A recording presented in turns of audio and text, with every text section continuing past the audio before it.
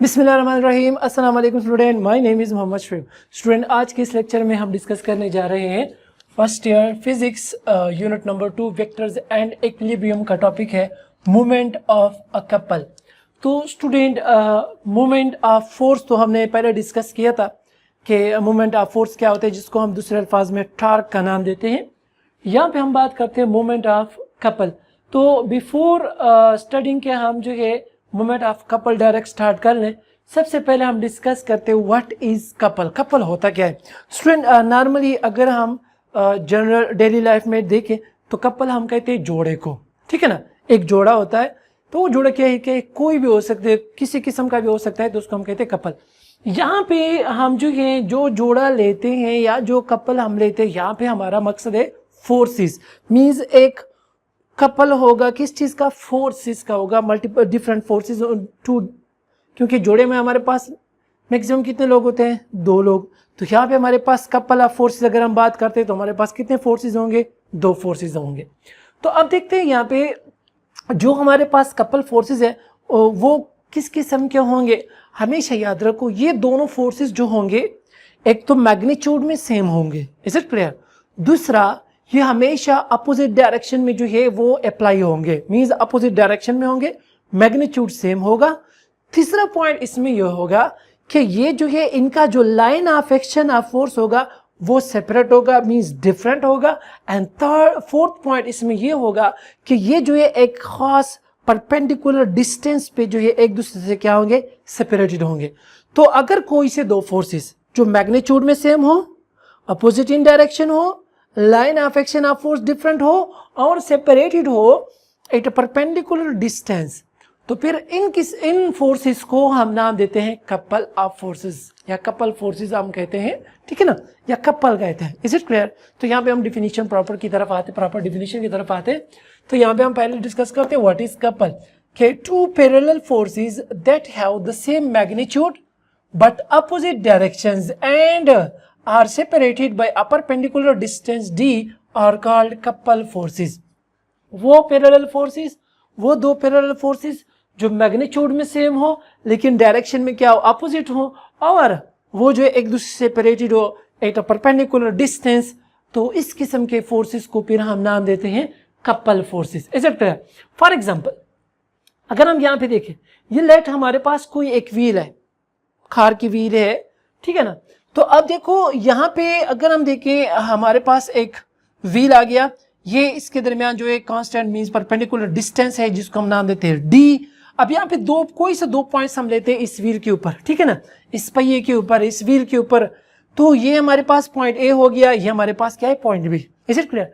इसका जो middle point है इसको हम ऑरिजिन कंसीडर करते हैं, मींस मिड पॉइंट को, और इसको हम रिप्रेजेंट करते हैं by O. So the distance of point B from origin is represented by RB।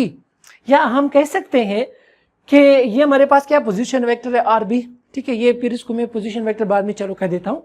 यहाँ पे हमारे पास जो डिस्टेंस है पॉइंट A और O के दरमियान, इसको चलो लेट मैं नाम देता हूँ RA। सिंपल, अभी मैं इसको वेक्टर नहीं लगा रहा क्योंकि मैं सिर्फ जस्ट डिस्टेंस की बात कर रहा हूँ। अच्छा, अब देखते हैं यहाँ पे इन दोनों पॉइंट्स के ऊपर, पॉइंट ए और बी के ऊपर जो है, अच्छा चलो इससे पहले ये टोटल डिस्टेंस इसको मैं रिप्रेजेंट करता हूँ बाई डी। अच्छा, अब यहाँ पे हम इन पॉइंट्स ए और बी के ऊपर जो क्या लगाते हैं? फोर्सेस लगाते हैं। एक फोर्स हम लगाते हैं ए के ऊपर जो कि डाउनवर्ड है, इसको मैं रिप्रेजेंट करता हूँ by F A. Is it clear? Similarly यहाँ पे दूसरा फोर्स मैं लगाता हूँ पॉइंट बी के ऊपर और इसको मैं रिप्रेजेंट करता हूँ एफ बी, और ये क्या होगा?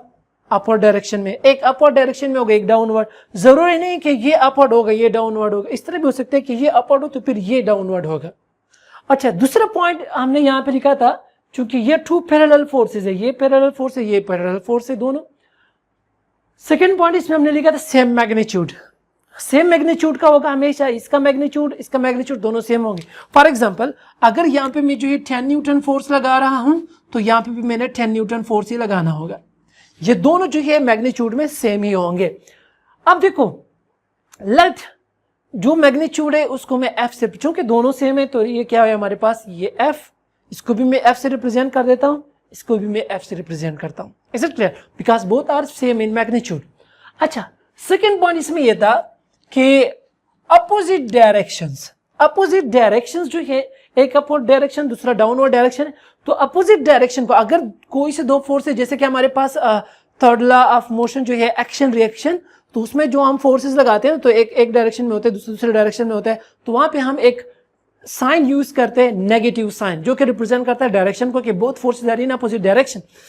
तो यहाँ पे देखो, अगर मैं इसको F से रिप्रेजेंट करता हूं तो इसको फिर मैं माइनस F से रिप्रेजेंट कर, ये माइनस साइन जो है इसका मतलब ये नहीं कि इसका मैग्नीट्यूड नेगेटिव है, हमेशा याद रखो। ये माइनस साइन का मतलब नहीं कि ये -10 न्यूटन इसका मैग्नीट्यूड जो है वो नेगेटिव नहीं, ये माइनस जस्ट इसके डायरेक्शन को रिप्रेजेंट करता है कि ये फोर्स और ये फोर्स दोनों क्या है, अपोजिट डायरेक्शन में। अगर ये अपवर्ड है तो फिर ये डाउनवर्ड है।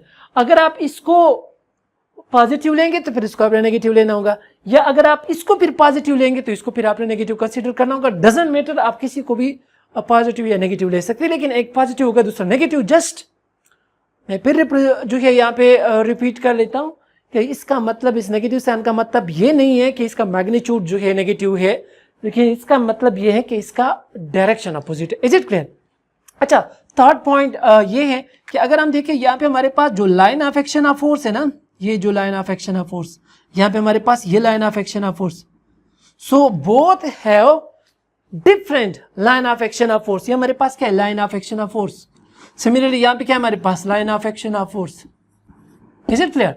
तो ये हमारे पास क्या है, दोनों line of action of force दोनों का क्या है, डिफरेंट है। एक यहाँ पे अप्लाई हो रहा है, दूसरा यहाँ पे अप्लाई हो रहा है। अच्छा, थर्ड पॉइंट इसमें हमने ये कहा था कि and are separated by a perpendicular distance D. अगर हम देखें ये इन दोनों के दरमियान, इन दोनों फोर्सेस के दरमियान जो एक पॉइंट ए के ऊपर है दूसरा पॉइंट बी के ऊपर है, तो दोनों के दरमियान जो है हमारे पास एक डिस्टेंस है, एक परपेंडिकुलर डिस्टेंस होगी, जो कि हमारे पास यहाँ पे रिप्रेजेंट हम कर रहे हैं डी से। Is it clear? अच्छा, अब देखें यहाँ पे जो पहले मैं बता रहा था कि आर ए और आर बी, ये जो आर ए है ये पोजीशन वेक्टर है किस चीज का, इस फोर्स की डायरेक्शन को रिप्रेजेंट कर रहा है, मींस इसका पोजीशन वेक्टर है। सिमिलरली आर बी जो पोजीशन वेक्टर है किस चीज का, फोर्स एफ बी का। नाउ अब दूसरा टर्म में आप ये भी कह सकते हैं कि ये मोमेंट आर्म है, ठीक है, क्योंकि ये हमारे पास ऑरिजिन हम रिप्रेजेंट करते हैं। और मोमेंट आर्म का हमने क्या डिफिनेशन लिया था कि फिक्स पॉइंट से line of action of force तक जो परपेंडिकुलर डिस्टेंस होती है, प्रीवियस लेक्चर में हमने डिस्कस किया था, आप वहां से देख सकते हो, उसको फिर हम मोमेंट आर्म का नाम देते हैं। तो ये मोमेंट आर्म है जिसको हम आरबी से रिप्रेजेंट करते हैं, जो बिकॉज यहाँ पे फोर्स ये पॉइंट बी के ऊपर या पॉइंट बी तक है, या फोर्स एफ बी जो है यहाँ पे अप्लाई हो रहा है, तो इसलिए यहाँ पे इसको हम आरबी से रिप्रेजेंट करते हैं। ये आर ए चूंकि ये टूवर्ड्स पॉइंट ए है, so this is the moment arm जो कि हमारे पास है पॉइंट ओ और ए के दरमियान। Is it clear? तो ये दो हमारे पास मोमेंट आर्म आ गए और दो फोर्सेस हमारे पास आ गए, both are in opposite direction. अच्छा स्टूडेंट, ये तो हमारे पास जो है ए डायग्राम हो गया, जिसकी वजह से जो है या जिसको हम यहाँ पे रिप्रेजेंट कर रहे हैं। अब होगा क्या यहाँ पे स्टूडेंट, अगर हम इस व्हील को देखें, जब हम फोर्सेस लगाते हैं तो इसका जो नेट फोर्स होगा वो हमेशा क्या होगा, जीरो होगा।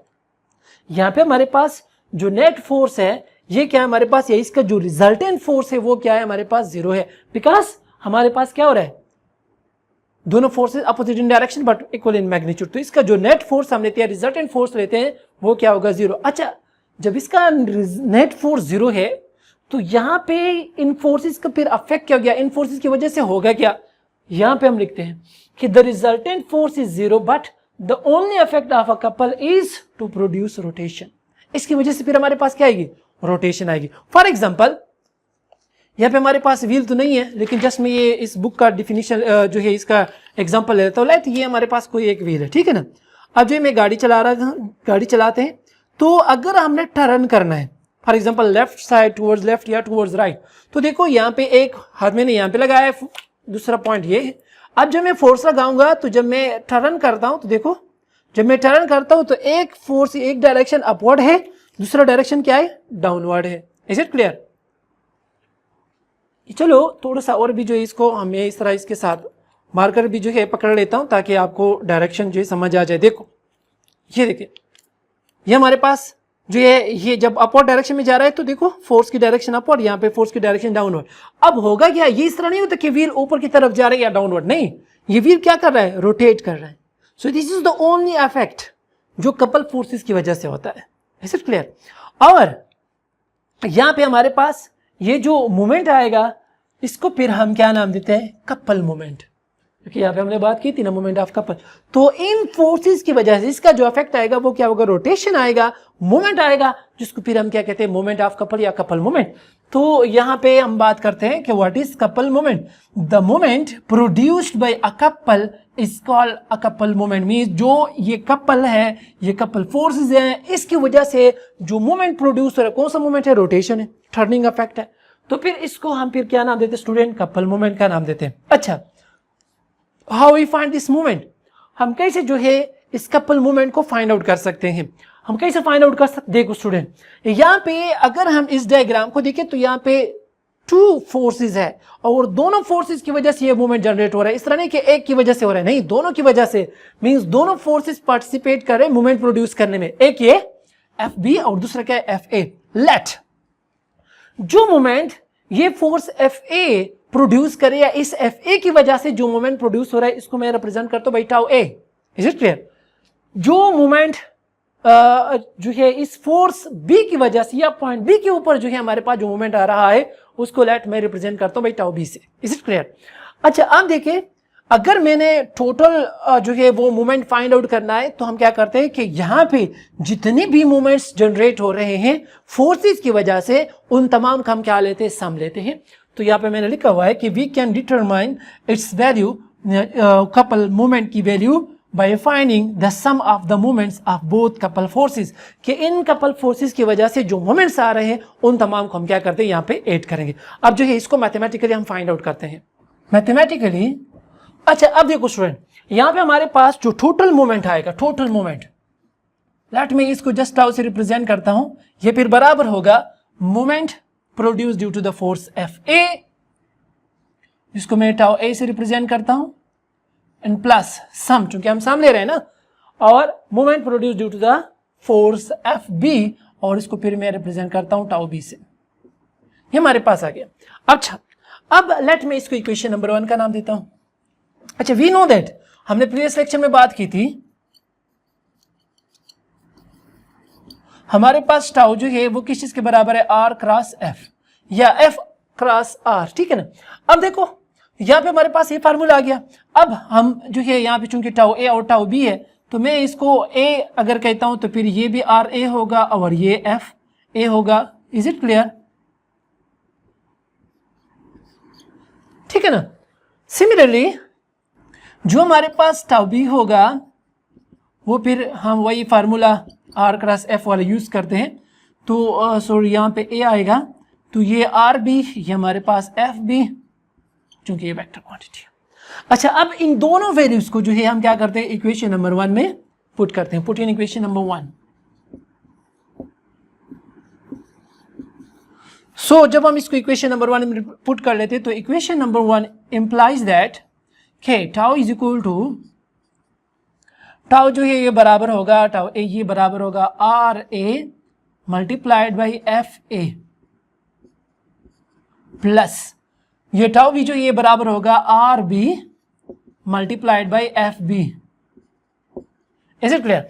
अच्छा, अब देखें अगर हम डायग्राम को देखें, डायग्राम को, तो इसमें हमने एफ ए को जो है माइनस एफ से रिप्रेजेंट कर रहे हैं, एफ बी को जो है हमने सिंपल एफ, इसकी जगह हम वैल्यूज पुट कर लेते तो हमारे पास आ जाएगा R A multiplied by minus F plus R B multiplied by F.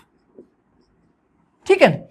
अब चूंकि एफ दोनों में कॉमन है तो हमारे पास आ जाएगा tau is equal to minus R A plus R B, और उससे जो है फोर्स क्या हो जाएगा, कॉमन हो जाएगा। अच्छा, अब फिर मैं यहाँ पे लिख लेता हूँ, हमारे पास आ जाएगा, या इसको हम इस तरह भी लिख सकते हैं कि tau is equal to total torque जो है हमारे पास बराबर आ जाएगा, ये माइनस वाला जो हम बाद में लिखते हैं, फर्स्ट वाला जो है ये पहले लिख लेते, तो हमारे पास आ जाएगा R B into minus R A, और उसके साथ जो मैं लिखता हूँ एफ। ठीक है, सॉरी यहाँ पे जो है इसके ऊपर जो मैं वो एरो निशान भूल गया। अच्छा, अब देखो यहाँ पे ये जो डायग्राम या ये जो इक्वेशन हमारे पास आ गया, लेट इसको मैं इक्वेशन नंबर 2 का नाम दे देता हूँ। अब देखो स्टूडेंट, यहाँ पे आपको जो है नेगेटिव माइनस सब्ट्रैक्शन जो है नजर आ रहा है, this is not a subtraction. Is it clear? ये सब्ट्रैक्शन नहीं है, इसको अगर मैं इस तरह लिख लूं, चलो आप लोग की आसानी के लिए, ताकि आप लोग को समझ आ जाए कि टाउ इज इक्वल टू, ये इसको हम इस तरह लिख सकते हैं ना कि R B plus minus R A into F, इसको हम इस तरह लिख सकते हैं ना। अब देखो स्टूडेंट, मैंने जिस तरह पहले बताया कि ये नेगेटिव साइन ये शो नहीं कर रहा कि ये सब्ट्रैक्ट हो रहे हैं, ये नेगेटिव साइन जस्ट इसकी डायरेक्शन को शो कर। अगर हम यहाँ पे आर बी और आर ए दोनों को देखें तो आर बी राइट साइड की तरफ है, आर ए जो है लेफ्ट साइड की तरफ, both are in opposite direction. So just इस अपोजिट डायरेक्शन को रिप्रेजेंट करने के लिए हम यहाँ पे नेगेटिव साइन लगा रहे हैं। लेकिन हमेशा याद रखो, ये जो नेगेटिव साइन है इसका मतलब ये नहीं कि इसका मैग्नीट्यूड नेगेटिव, जस्ट इसका डायरेक्शन अपोजिट है। मैं बार बार जो है ये बात कर रहा हूं। अच्छा स्टूडेंट, यहाँ पे ये हमारे पास टोटल डिस्टेंस हो गया ना, आर बी मीन्स ये मोमेंट आर्म और ये moment arm, total moment arm आ जाएगा, जिसको मैंने यहाँ पे किस चीज से प्रेजेंट कर रहे हैं, डी से।